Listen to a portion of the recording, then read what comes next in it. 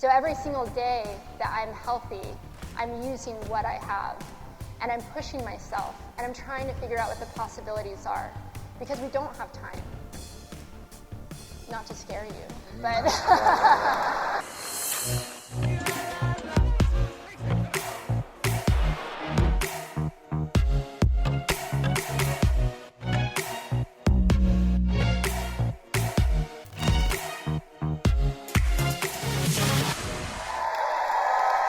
Wow.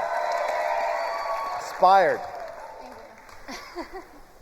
you. You guys are amazing, by the way. Aren't they incredible? Yes. You speak all over the world.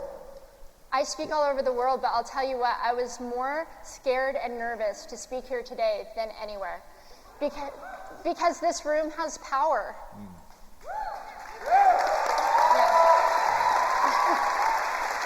Well, she was incredible, wasn't she? Incredible. We're going to do a few minutes of Q&A with Amy. So if you guys have a question. Do we have mics down here? Let's go here first. Thank you. You guys are seriously, this was just incredible. Yeah. I mean, the energy in this room is electric, unreal. Right? Absolutely. They bring the passion. They bring the passion. Hey, Amy. My name's Jacob. I'm from Hawaii, and I'm just such, you almost brought me to tears hearing your story. And I believe there's a purpose greater than anything we can even explain. And I feel like this moment right now is something greater. And just a quick little thing so you could get an understanding is actually... Quick question. Basically, my question is for the people I'm about to help, which is I worked with Miss Wheelchair Hawaii, and we're making a disabled training app for her 12-week transformation, and she got second place in Miss Wheelchair America and inspired hundreds and thousands of people just like you. And, you know, we're launching this next Friday, and all these people are going to be doing it. I want to have you give them inspiration and tell them what it takes to take that step of once feeling powerless and to change your perspective in life and feel empowered like how you are today.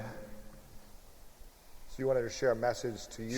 Share a message to all these people that will hear this message from you, because your story is exactly what I want them to go through on how you were in your situation where you thought that your life was over, but you were able to change your life and now inspire thousands of people. So I just want just like, what can you say to these people that are disabled or have these inabilities that you once faced? So, first of all, I would say my TED Talk, a very short version of some of the stuff that I spoke about today. But really, I think if you work hard enough and you're passionate enough, that the possibilities are endless. I never say that anything's possible, because I think we all know not anything is possible. I mean, I'm not growing my legs back. Somebody in a wheelchair is not just going to get up and walk. But I think that if you work hard enough and you're passionate enough, that the possibilities of what you can achieve are endless. I mean, when I look back and I look at that video that of me dancing with my dad for the first time, standing in my legs for the very first time, who would have thought that I would go on to do Dancing with the Stars? Crazy. And that's why you can't give up on yourselves, because you never know what life has in store for you.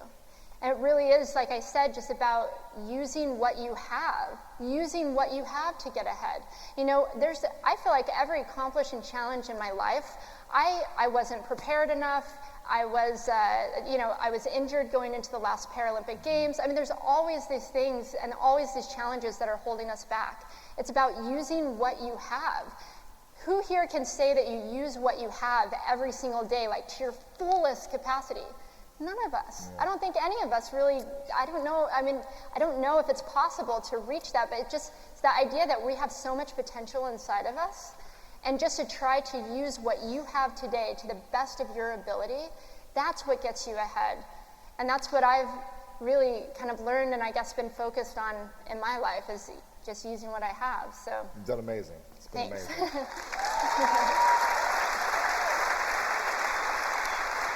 Right here. Hi, my name's Sam. I'm from Columbus, Ohio.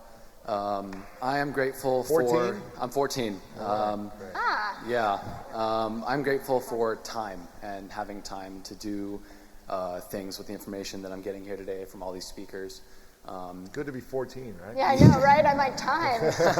Yeah, and my question is, so I just started snowboarding a few years ago, and on your mountaintops, literal and figurative, when you're heading down whatever, maybe that jump, or you're going to start your new program for the Paralympics and snowboarding, why don't you just like turn around? What keeps you at each individual moment to do that thing, make that jump, or whatever it may be? You sure Well, you're not 24? Yeah, I know. I know, amazing. I could never even just stand up in front of people. I know. I could never stand up at 14 in front of this many people, so thank you. I think that you said it. You talked about time. And the thing is, I'm very aware that we don't have time, that anything can change tomorrow. Your lives can change so fast. And for me, I'm very aware of my own mortality. I know that what I'm doing today I might not have the opportunity to do tomorrow. So every single day that I wake up and I'm healthy and I'm strong, I have a kidney transplant that keeps me on my toes more than my feet do. Because with a kidney transplant, you never know if it's going to fail. I don't know if I'm going to need 5 kidney transplants in my life or if this one will last a lifetime. So every single day that I'm healthy, I'm using what I have. And I'm pushing myself. And I'm trying to figure out what the possibilities are. Because we don't have time. Not to scare you, but but you know that's what inspires me. It's like every single day I'm healthy, I'm working, I'm doing it, I'm working towards my dreams, my passions, my goals. Every single day that I have what I have today. So, yeah.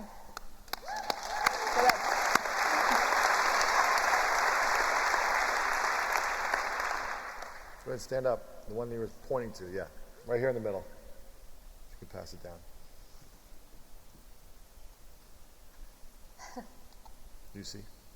Hi. Right here. I'm Kim from San Francisco, California.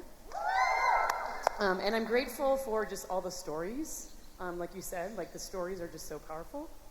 My question to you is, man, you've got this resume that's ridiculous. So my question is, what's next?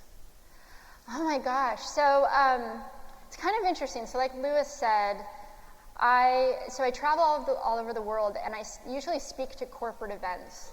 I will speak to 20,000 people at a time, and it's all corporate, and it feels nothing like this. This is amazing. I love what I do, though. I get to connect with so many amazing people, and I hear so many different stories and share my stories. But there's a bit of a disconnect because I almost live in a bubble. Even though I'm speaking to thousands of people at a time, I'm in this little bubble because if you're not sitting in there with me, you don't get to hear it. I don't get to connect with you. So I'm learning so much just being here today because I'm trying to learn how to reach out more to the followers that I have. When I have little kids come up to me in tears and saying that my story changed their life, like that's what I want to do more of. I'm really inspired by our younger generation, and I feel like they have more challenges than any of us have had with social media and trying to figure out where you fit in the world.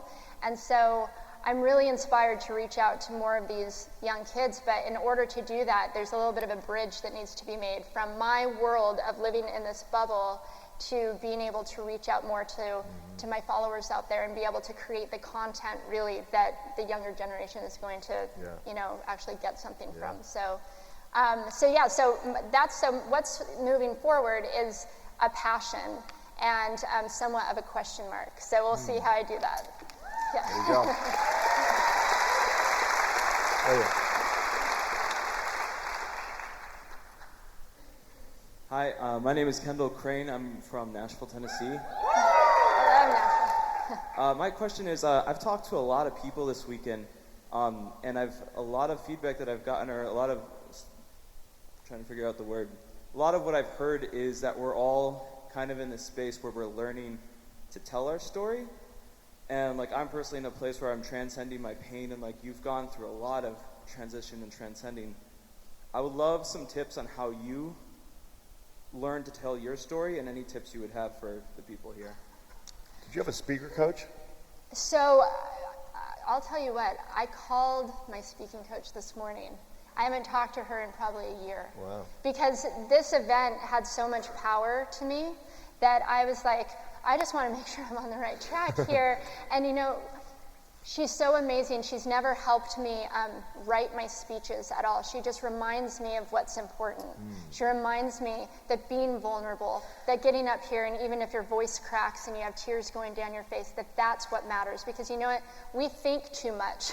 Like, our heads are constantly going, especially with a room of game changers like you guys. We always have something to do and go, and we're educating ourselves, and we're on Instagram, and we're feeding our brains. It's rare that we actually sit back and get to open our hearts. And so that's why it's so important to share our stories. And that's why I say that the stories that you are most scared to share, the ones that you are embarrassed about, the ones that you think, I could never share that story because nobody would ever understand, those are the stories that you should be sharing. Even if your voice cracks, even if you cry, those are the stories that will transform the world. Those are the stories that will inspire the people around you. So I think just everybody has a story. We all have a story. And sometimes people come up to me and they'll say, I'm really inspired by your story, but I don't have a story. So how do I inspire other people? And I think that's wrong. We all have a story. But I think we have to be careful with the stories that we tell ourselves, because those are the most important and powerful stories of all. Because those stories shape who we become. So I'm up here just as nervous and scared as any of you would be getting up here sharing your story. Every single time I share my story, I relive it. And I do my best to I do my best to share the journey of it. You know, it's crazy that I'm called a motivational speaker because I don't go up and do the Tony Robbins kind of stuff. Like, I just share my experiences and what I've learned through them. And I hope that somebody in the audience can relate and that it impacts them to be able to move forward with their lives. So that's all it's about. It's about truly, truly just being you and being your most vulnerable self. Who's up top? Anyone up top? Anyone up top have a question? I can't see. Okay, I don't see anyone. Anyone down here? I know, it's in the so back, hard to see in the up back here. here. Okay. Go ahead. In the back here. I've neglected them up there for a while, so that's probably why. I know, there's lights up here, so we it's kind of hard to don't see. see all of you, but we know you're there. Go ahead. I'm from Toronto, Canada. My son is not able to use his legs. He has CP. He has a disability. And I'm trying to write my story. And I want to know if there's a ritual or something that you do, and our last speaker said, what do you do every day to keep you going the way you're going and to help inspire us all? You know what? I want to write a second book that's all about inspiration and how you do just that. Like, how do you wake up every day feeling inspired? And actually, I think you had one of the best answers that I've heard. We did an Insta story on my Instagram, and What'd I say? I can't remember. no, you said it's having the big picture. It's the big picture, because you can get really caught up in the challenges of what we're trying to accomplish here. Like, every day waking up, like, I have to sit down and write. I have to, like, all this stuff is hard. It is not easy, and there's nobody making you do it. So, like, you have to do it yourself. But if you have that bigger picture of your why, like, if you know your why, the how will always figure itself out. You know, you have to be clear on those intentions. If you know your why, and for me, my why is that my why is honestly the little kids who come up to me who say that I've changed their life, or the lady who comes up to me that says that somehow hearing my story, she lost 100 pounds and it made her feel like she could follow her dreams as well. Like, it's so important to share these stories. And so even though there's all this work that's involved, and even though life can be really difficult, I think that it's just having that bigger picture, knowing your why. And I'm just so inspired by who I get to meet, that's my why. One more. Final question. Right here. Sorry. I'm sorry. I have one down here. I already picked her right here. Go ahead. Hey, Allie from New Orleans. Who dat? Hey, Louis, Amy. Loved you on Dancing with the Stars. I voted for you hundreds of times. It's amazing. Thank you. And I was fascinated by how you got through it. And watching the show, I see the vulnerability of the celebrities. So, what was your biggest takeaway and your experience from Dancing with the Stars? Gosh, let me think. Man, first of all, I went on Dancing with the Stars I didn't want to be the first one eliminated. That's all I had really high hopes for myself. I had no idea. I had no idea if anybody with 2 prosthetic legs has ever done that before, dancing 7 hours a day for 7 days a week for 3 months straight. I didn't know if my legs would move in the way that I needed them to.